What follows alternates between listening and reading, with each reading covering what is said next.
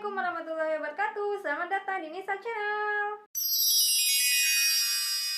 Kali ini aku mau membagikan beberapa kisah sedih tentang perjuangan seorang ibu, guys. Apa sih arti seorang ibu bagi kita? Ibu adalah pahlawan yang luar biasa, yang kasih sayangnya tidak bisa dibeli dengan uang berapapun. Jika ada penobatan untuk istilah terbaik di dunia ini, maka istilah kasih ibu tak terhingga sepanjang masa adalah istilah yang paling luar biasa yang pernah kita dengar. Peran ibu bagi kita tentu saja melebihi apapun. Bahkan luasnya tata surya tidak akan mampu menandingi kasih sayangnya terhadap kita. Bagaimana para ibu mempertaruhkan nyawanya ketika melahirkan kita. Belum lagi perjuangannya membawa kita 9 bulan di dalam rahimnya. Dan semua itu sungguh tidak akan tergantikan. Bagi seorang ibu, anak-anak merupakan harta terbesar baginya. Dan ia rela melakukan apa saja demi membahagiakan anaknya. Dan di sini aku mau membagikan kisah haru tentang perjuangan seorang ibu dan bagaimana mereka menginspirasi kita semua, guys. Nah, di sini aku juga nanti akan mereaction tentang beberapa momen-momen sedih bersama ibu yang dialami oleh teman-teman aku, guys. Kisah yang pertama dialami oleh seorang ibu yang bernama Julita Lorenzo yang usianya 69 tahun dan menggendong anaknya ke bank. Seorang ibu warga negara Filipina bernama Julita Lorenzo usianya sudah memasuki usia senja, tetapi hal tersebut tidak menjadi keterbatasannya, guys. Ia menggendong anaknya yang berusia 30 tahun ke bank untuk mengambil dana pensiun miliknya. Nah, yang dilakukan ini bukan tanpa alasan, guys. Anaknya yang bernama Mary sudah lumpuh sejak usia 3 tahun. Dan bukan hanya itu, Mary juga tidak dapat berbicara dan tidak dapat makan sendiri. Lantas sejak saat itu, sang ibu selalu menggendong kemanapun ia pergi. Karena khawatir jika ia meninggalkannya di rumah akan terjadi sesuatu pada Mary. Nah, itulah kisah Julita Lorenzo yang sangat menginspirasi kita, guys. Menurut aku tidak mudah untuk membesarkan seorang anak yang tidak bisa berbicara dan juga tidak bisa makan sendiri. Sampai usia renta pun sang ibu masih tetap saja sabar menghadapi semua cobaan yang dia alami, guys.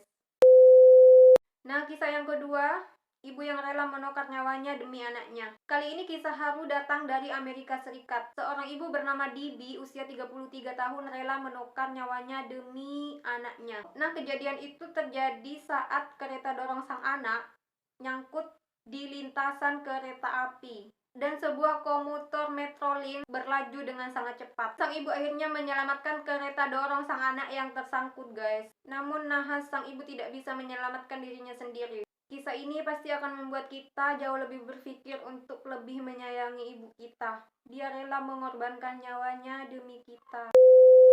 Nah, kisah selanjutnya terjadi pada saat gempa di Jepang pada tahun 2011. Pada saat itu banyak sekali korban-korban yang berjatuhan. Dan pada saat gempa bumi telah reda, para tim penyelamat pun datang untuk mencari para korban yang selamat.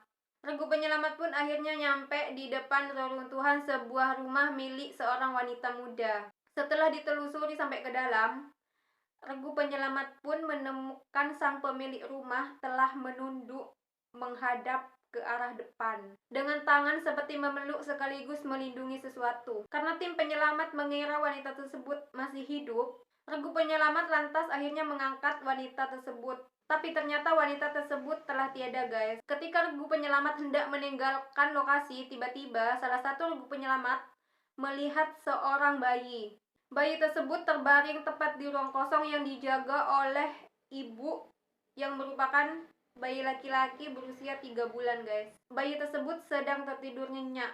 Dan tentu saja regu penyelamat segera menyelamatkan bayi tersebut, guys. Dan satu hal yang sangat mengejutkan, guys. Di dalam selimut bayi tersebut terdapat handphone yang bertuliskan, "Jika kamu hidup, kamu harus ingat bahwa ibu sayang kamu." Sedih. Itulah perjuangan seorang ibu yang rela menukarkan nyawanya demi anak tercinta, guys. Dan kali ini aku mau nge-reaction tentang momen-momen sedih yang dialami oleh teman-teman aku bersama seorang ibu. Sebelumnya aku udah nanya ke mereka, dan pertanyaannya kurang lebih seperti ini. Ada sebagian juga yang tidak merespon, mungkin mereka punya alasan tersendiri buat tidak menjawab kali ya. Dan sebelumnya aku sudah minta izin ke teman-teman aku untuk nge-up yang mereka ceritain sama aku. Dan alhamdulillah mereka mengizinkan guys. Oke, kita mulai ke momen sedih yang pertama yang dialami oleh temanku. Dia ngirim pesan suara guys. Oke, mari kita dengarkan ya. Semenjak ditinggal bapakku, jadi yang banting tulang menyekolahkan aku itu satu-satunya adalah ibuku.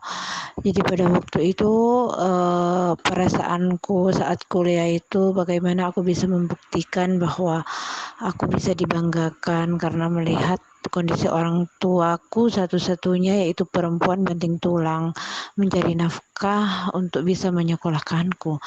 Nah pada waktu wisuda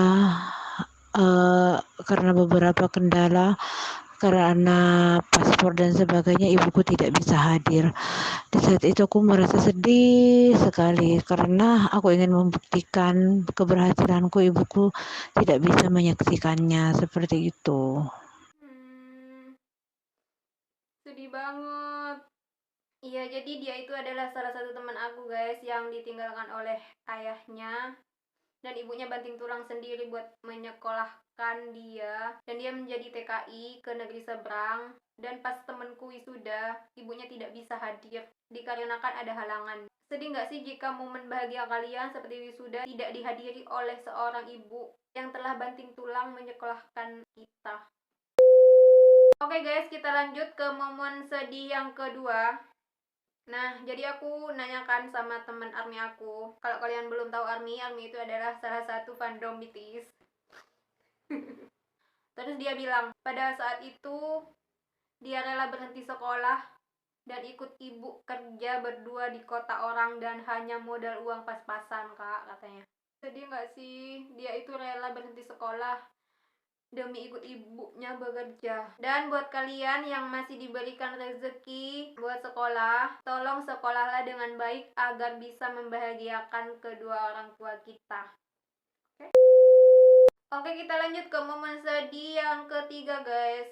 Nah, pengalaman tersedih yang dialami oleh temanku, dia menceritakan pengalaman sedih bersama ibu adalah saat aku masih SMA. Saat itu ibuku punya penyakit, nggak tahu nggak tahu sakit apa, tapi yang pasti kepalanya sering sakit sampai nggak bisa disentuh, kadang sampai histeris karena sakit. Waktu itu ada pengen di sekolah, aku bingung antara ikut apa enggak. Di sisi lain ibuku sedang sakitkan, tapi ibuku bilang gak apa-apa ikut, di rumah dia masih ada yang jaga nenek. Ya udah aku terpaksa ikut. Nyampe kemah udah nggak bisa tidur kepikiran ibuku. Nggak tahu kenapa perasaanku nggak enak malam itu. Ternyata di rumah ibuku sedang kesakitan. Singkat cerita, aku pulang dari perkemahan, malam harinya di rumah ibuku kesakitan sampai kepalanya dipukul-pukul saking nggak kuatnya dan sakit, sampai dia bicara ngelantur.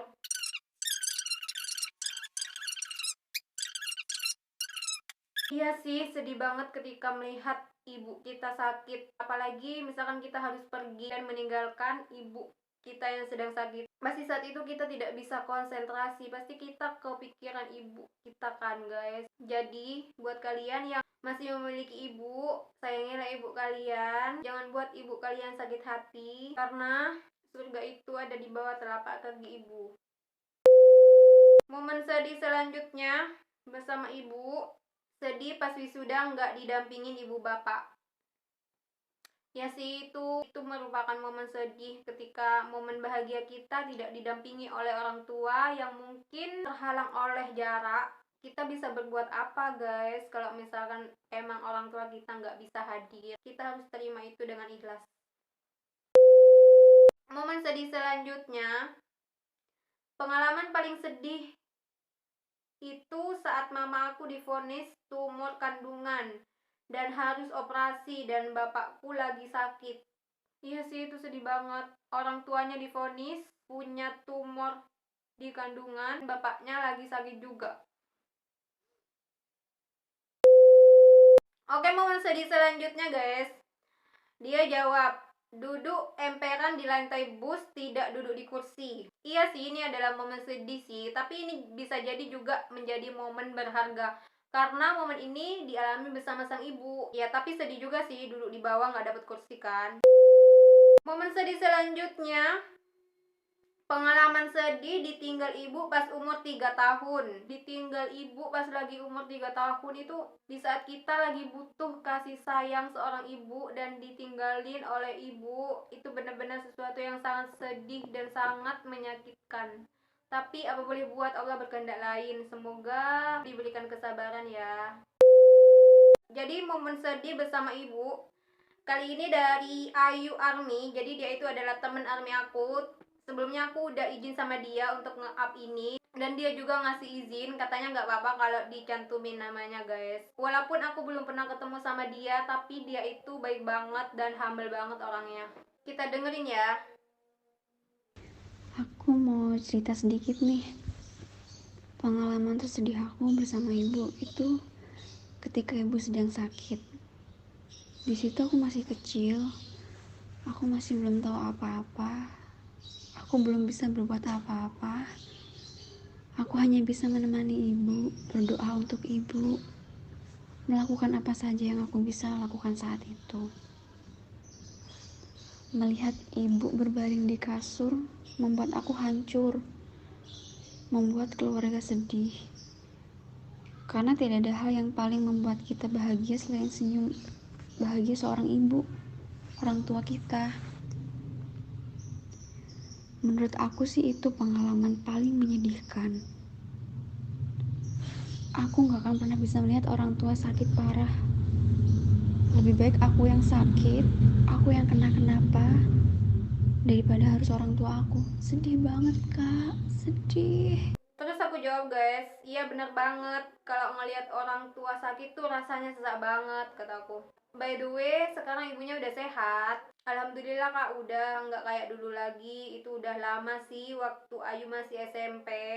Sekarang udah sehat, udah seger lagi katanya. Semangat kakak, selalu sayangi orang tua kita. Sesibuk-sibuknya kita harus luangin waktu buat mereka.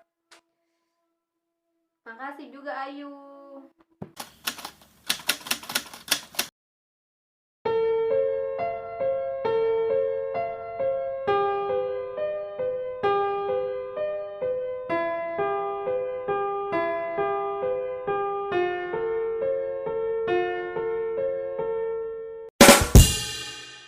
Itulah beberapa kisah sedih tentang seorang ibu dan beberapa momen-momen sedih yang dialami oleh teman-teman aku. Dan pesan aku buat kalian, selama orang tua kalian masih ada, sayangi mereka, jangan pernah bikin mereka kecewa, jangan pernah bikin mereka sakit hati. Sayangi mereka seperti mereka menyayangi kalian di waktu kecil. Ingat guys, surga itu berada di bawah telapak kaki ibu, dan ridho Allah tergantung pada ridho orang tua.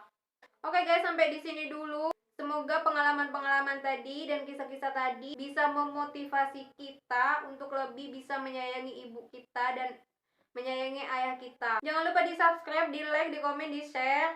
Assalamualaikum warahmatullahi wabarakatuh.